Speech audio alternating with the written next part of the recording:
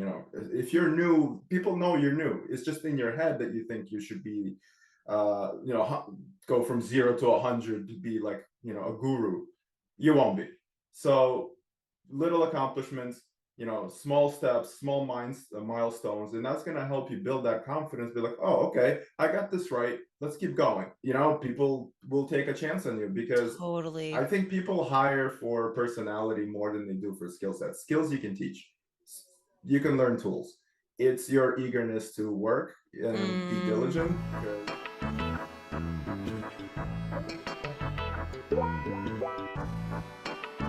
Hi, everyone, and welcome to Dumbing Down Data, where we talk to people in the tech space about how they broke into the industry and all their best kept secrets on how to navigate. And today I'm talking to Stan. I'm really excited to bring him on and learn a little bit about how he started in tech first and foremost, because as we see a lot in this podcast is you don't need to really start with a tech background, and you can go through a lot of struggles along your way before you find your career. So, Stan, my first and foremost question, or my first couple questions, is going to be, who are you? What do you do right now? And how did you get into the tech industry? And I think everybody listening should really pay attention because he has a very cool story about trials and tribulations to get here. So, Stan, why don't you take it out? Thanks. So yeah, my name is Stan. I've been in tech for over 10 years, in one form or another in various different industries. I work as an insights manager and slash programmer, dabble in databases. And essentially, I started my career not working in tech at all. I graduated college with a business degree, with a minor in HR and finance, which had almost nothing to do with the tech at the time. Graduating in 2009 being probably the worst time to graduate on the planet in the past, 10, 15 years. Um, that kind of led me on to doing a lot of odd jobs, not doing anything that had to do even with my major, simply because there was nobody was hiring. And then due to knowing people, networking, and having a friend that kind of kickstarted my career, she gave me an opportunity to work as a temp at Samsung Electronics, which started my route in tech, and that's kind of how I got here today. Amazing. So, is what do you think inspired you to get into the tech industry? It sounds like you were kind of led into it through a friend, but what really kickstarted your decision to join Samsung from having a completely different major before? I'll be completely honest, back when I was really young and right out of school, it was just the opportunity that came along. I was literally looking for, anything. But once I got hired, again, being a temp in the company, I wasn't like, oh my God, Samsung is going to be the way to go. That wasn't even on my radar when I was first starting out. But entering the company, seeing what they're capable of, and knowing how, these giant tech companies work really kind of juiced my interest in this. And I wanted to get, Mm, find out more. Yeah, so working at that company and then kind of integrating myself into what they do, meeting the right kind of people, I got hired internally, and we started working in 2011 on Galaxy tablets, which kind of blew up into $1 billion business, and I was part of that wave, which was very exciting. And that was my foray into data, product management, supply chain, and other things that you know that are relevant to tech. you graduated. Mm-hmm. You had a bunch of struggles along the way, and then you had a friend who basically referred you into this temp position. One of the amazing things that you can bring into your career journey is networking, is knowing people within different companies, industries, whatever the case is, that can help you lead yourself into different places. And like Stan, I guess in your case, it's like you just wanted a way in, and this was a really good opportunity. And sometimes opportunities come and we don't know what they mean, especially if they're not Exactly. really related to what we're doing, but you're like, Mm-hmm. sure, why not? Right? Kind of. Is that how it felt in the A beginning? hundred, 100%. Especially being fresh out of college, not knowing any kind of industry tools or what they even want, from me. It wasn't like, oh, here's a job description. I kind of know what I'm doing. It's like, hey, there's this position. Do you want to work? I'm like, oh, yeah. And then I kind of, so I guess one of the things and one of the main pieces of advice I, without going getting into, too technical, is that um, learn from your peers and ask what Mm, kind of tools you need to know as a kind of basis of what is going to help you kind of succeed later on. So me not knowing anything, I'm like, what do I need to know? Okay, industry tools. I'm going to need to know Excel. I'm going to need to know all of the Microsoft stuff. I'm going to need to know some database things. And it sounds very intimidating, but back then in 2011, I mean, YouTube already existed, but there wasn't this much like education as it is now. You still had to really look for it or ask people to teach you. Nowadays, if where you're going into, search some of the tools that you're going to use, and it's going to hmm. help you like crazy.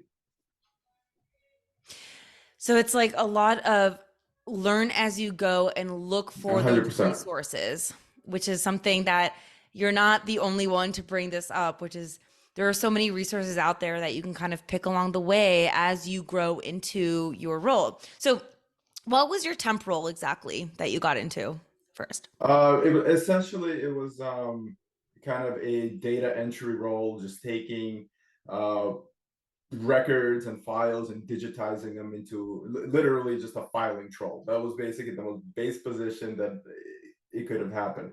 But that kind of led me into a product analyst role, which was, again, meeting the right people within the company, obviously looking and referring to people, be like, hey, what are positions open that will qualify me? And then talking and making sure you kind of you could bring value to these people and say, hey, I see an opening in your company.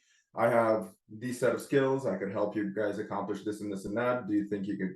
And people will take a chance on you, because I Totally. think people hire for personality more than they do for skill sets. Skills you can teach, you can learn tools. It's your eagerness to work and be Mm, diligent. such a good point. What would you say are some of the main skills that you acquired or just had already as a natural person that led you to be able to grow in this technical journey or data I or would say, yeah, I know what you mean. I think the number one skill that I think I've had that helped me along the way is just being like a natural tinker. I love knowing how things are, how things work and how to take them apart and how to put them together. And I also learned how I learn over time. So being curious, 100%. Um, I love being it. inquisitive, asking a ton of questions. The more questions you ask, it's going to show the person that you want to learn, and also it's going to answer all your questions that you need. Uh, Speaking, when I was younger, I was terrified.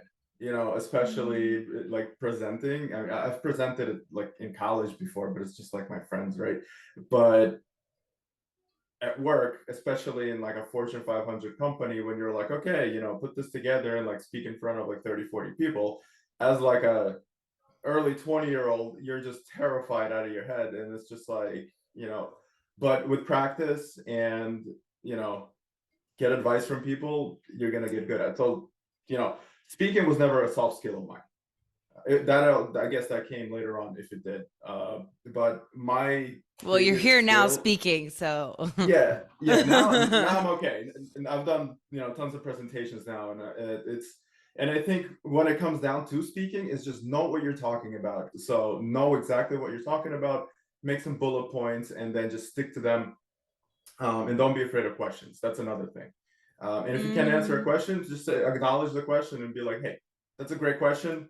I'll definitely gonna find out, or I'll follow up on it. So mm, it's okay not to know stuff. So, and I think that terrifies people at all. But I love back that. to your original question, I think it has more to do with like just the curiosity of taking stuff apart, putting it back together, and knowing how things work.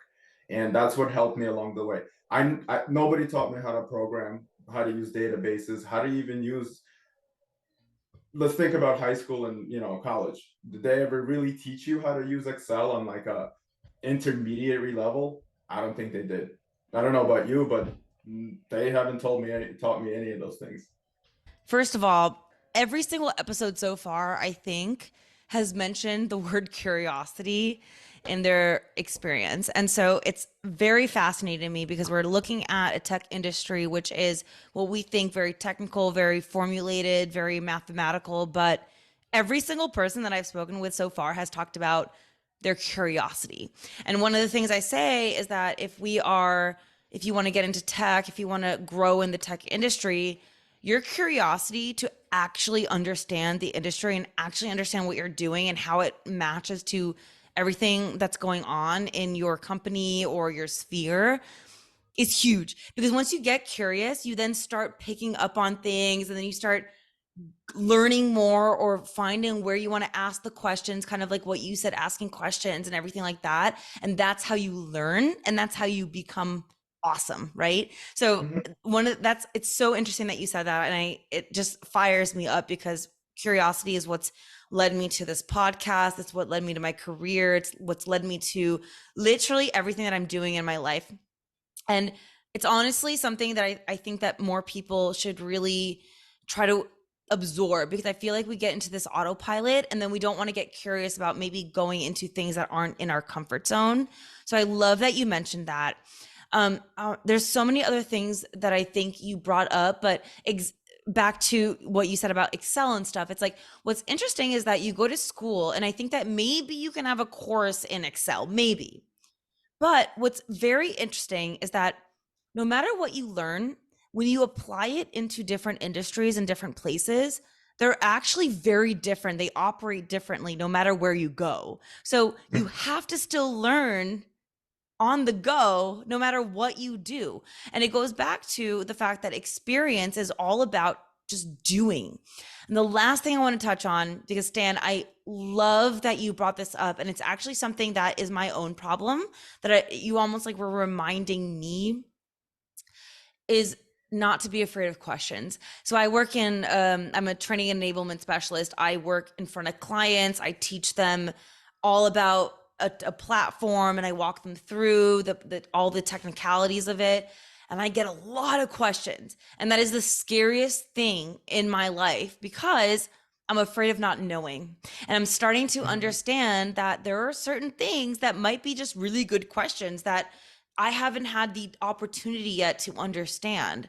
And so Mhm. that's a really good reminder. It's like no matter where you are in your role, it's okay not to know everything. And I think that we always think that we need to be at the top, but there is no top. There is only your own top. So I love everything that you pointed out there. How do you handle, or how did you handle all of your moments of maybe imposter syndrome and like confidence? Like, how did you navigate that as you grew into your career? If you have any tips. Yeah, definitely. So imposter syndrome is real. It will be real and it will never go away unless, I don't know. But especially when you change companies from tech, different industries. For I jumped from like consumer electronics to education to finance, and every single time it was real. Like you think that you don't belong or you just don't know what you're talking about compared to everyone else. I think the main advice is that little victories.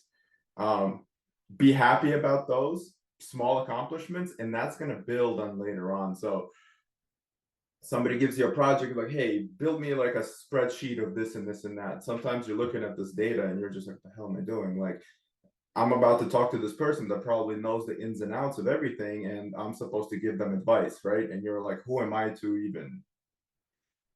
Don't worry about that. Get it out of your head and do what's in front of you.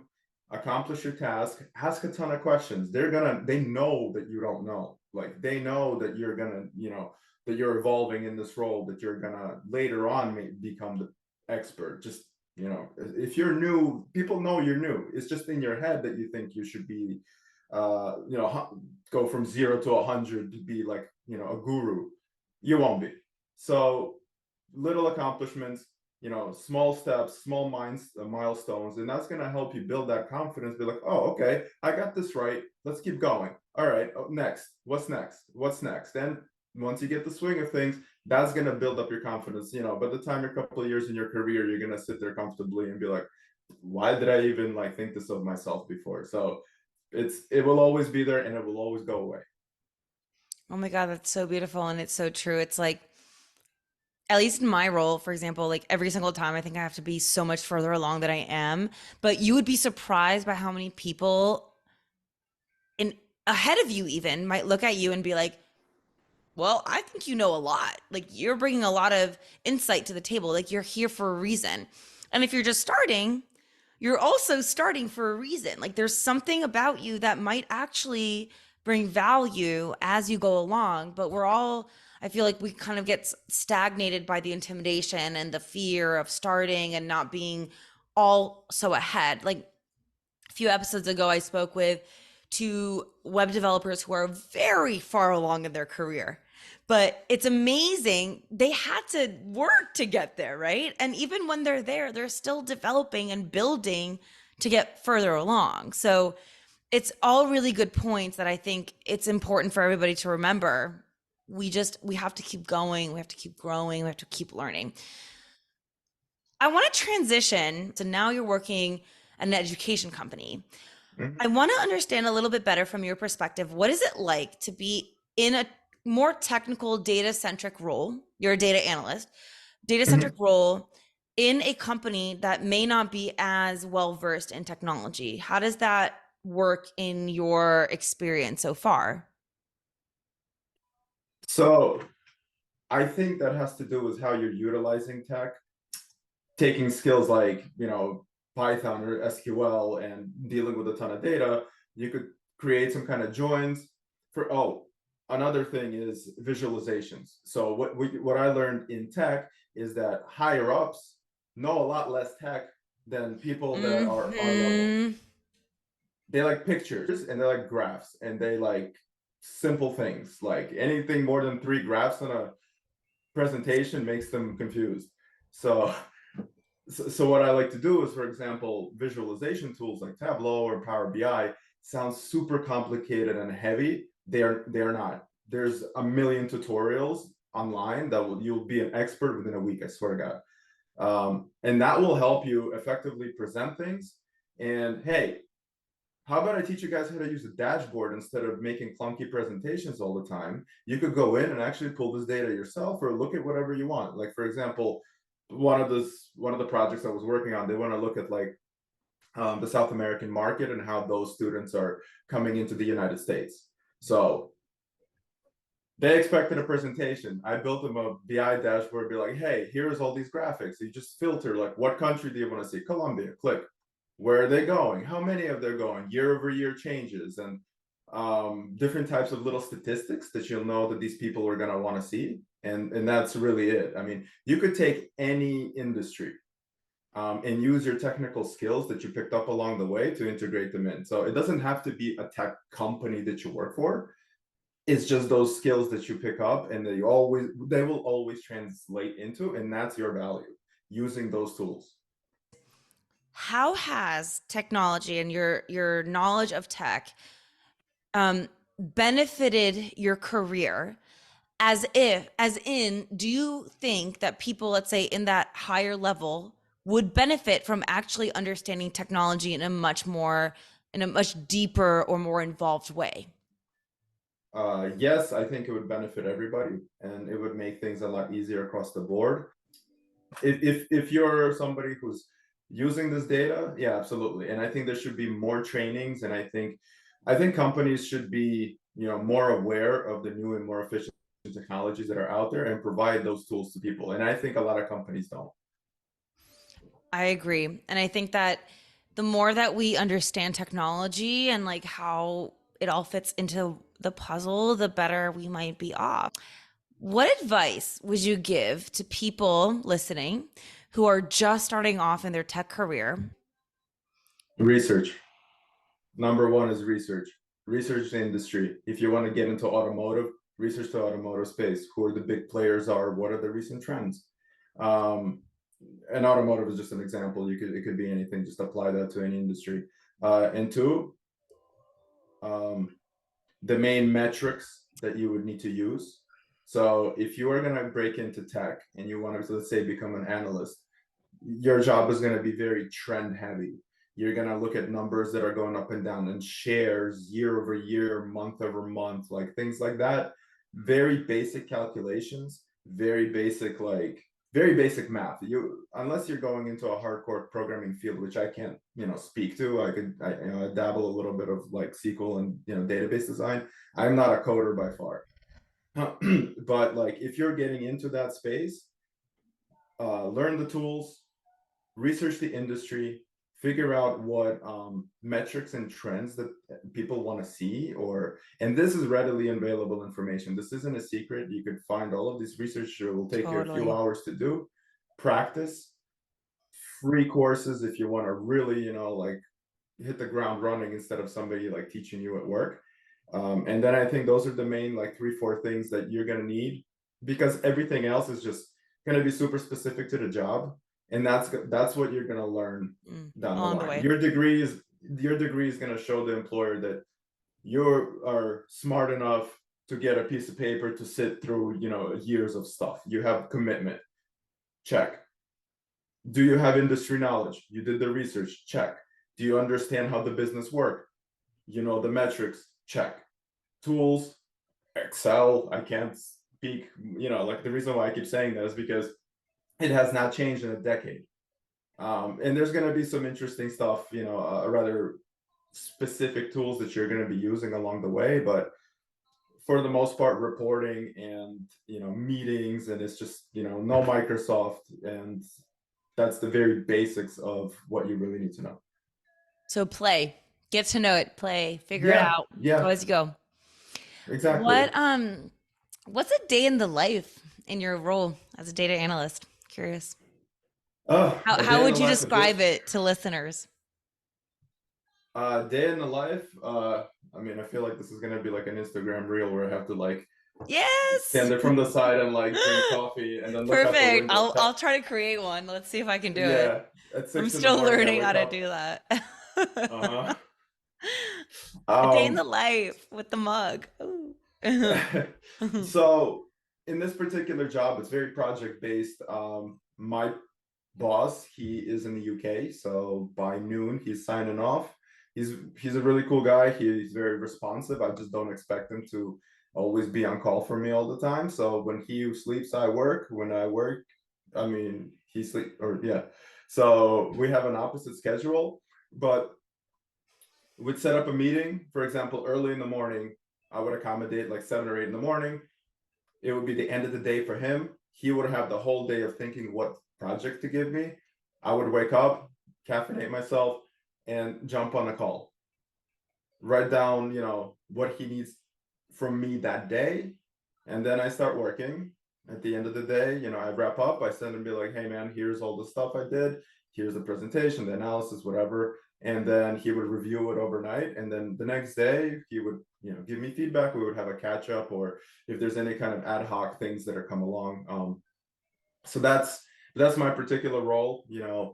Other days it's like, okay, we have meetings, we have presentations, because I work with a lot of university partners, so they might need different types of insights and metrics. For example, I think there's a university in Oregon that wants to recruit more international students, which is exactly what they do. And they're like, hey, can you give us some like high level summaries of what's happening in the market?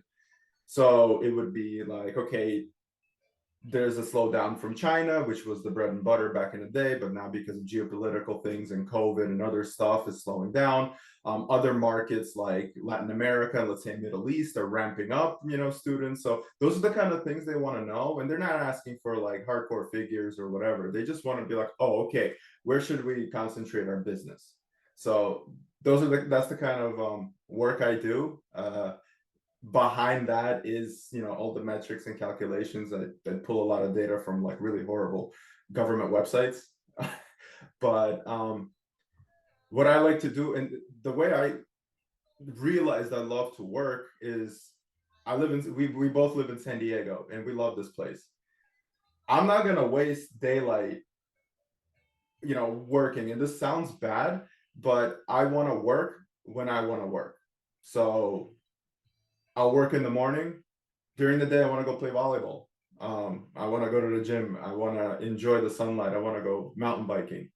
Later on at night, I come back. I'll have some dinner, and while it's quiet and nobody's bothering me, nobody's texting or pinging me on Teams, that's when I go to work. And that's when I do majority of my work is actually at night. So Mm, that's me personally. A lot of people maybe don't do that or need an office environment. I don't need that. I've commuted long enough. I've lived in New York City. I've commuted in and out of the city for years. Horrible experience, in my opinion. Some people live same, for it. same. Yeah, yeah. Um I ran west as fast as I could to get away from it. And it all depends what you want. Some people love the hustle and bustle. A day in the life for me is chill. My cat is my coworker. I'd rather Uh, talk to her. where So is she? Can we see her? she's probably hanging out on the balcony somewhere. So you have Ah, to we would give me a love a second guest to look. star. We had a Yeah. guest star in one of our last episodes of our dog, Matilda. So cute. Um, I think that's another thing that's maybe going to be more of a season two. Um, will be a lot about how do you work in, like, what's your workplace experience as, like, while you're in the tech industry, because being in the tech industry, I think, gives us a lot of freedom to also live our lives, and I think that's very important to remember. Hmm. And some of us get very stuck in very much being in our role, and then we forget about also living our lives. So I love that you said that and you're straight up. And I'm the same way. I mean, like, I love my time, I love my son, I love my volleyball, and that's something that I think is so important. um Being in the tech industry, that is so go go go, it's so ambitious, it's so, like, intense, that we sometimes forget to take time off. So I love that you mentioned that. And it doesn't sound bad, it sounds great, and it's actually part of, like, what I think it will be a season two about how do you navigate your work life balance in the tech industry. But Stan, really great insights. I think overall, one of the things that I think means a lot to me when I interview people and talk about tech is remembering that everybody's human. And Hmm. we think of people when we're already in the tech industry, we see them and they're like, well, they look integrated, they know what they're talking about, they're confident. It sounds like it almost is like you should have this right away. But every time I talk to people, and you included, it's like, no, I've had struggles, I've had to learn these life lessons to get to where I am. So for anyone listening, just don't forget that we've all started somewhere. We've all started at the very, very, very bottom, and we've grown into the top. Like, it's growing pain. That's what they call it, right? Um, I have a last question that I love to ask people. It has nothing to do with technology, but it has everything to do with what I love and about maybe this podcast. But what makes you the happiest you? Oh, I think that's easy. That's having time to enjoy my life. And I think that's where, I'm the happiest, where I know that everything I needed to do is accomplished, and there is no the fun that I'm having and everything that I want to do, I deserve. And that's the happiest me. Like, you have the sense of accomplishment. You check Mm. off everything you wanted to do for the day, and you go, let's say you go play volleyball, you go do whatever hobby you want to do, and you feel like you deserve it. And that's your, like, present. And that's what makes me the happiest. Yeah. I love that. That's very important. I think that you're doing it right. That's exactly what I think is important for everybody to know, is that, like, we have accomplishments, we have goals in tech, but we also have lives and we have other things that make us whole, and I love that you're doing it. So, Stan, this was amazing. It was so good to learn from you and talk to you, and thank you so much for your time. Thank you for being here. And thank you all for listening. Stay tuned for the next one, and we'll see you guys then.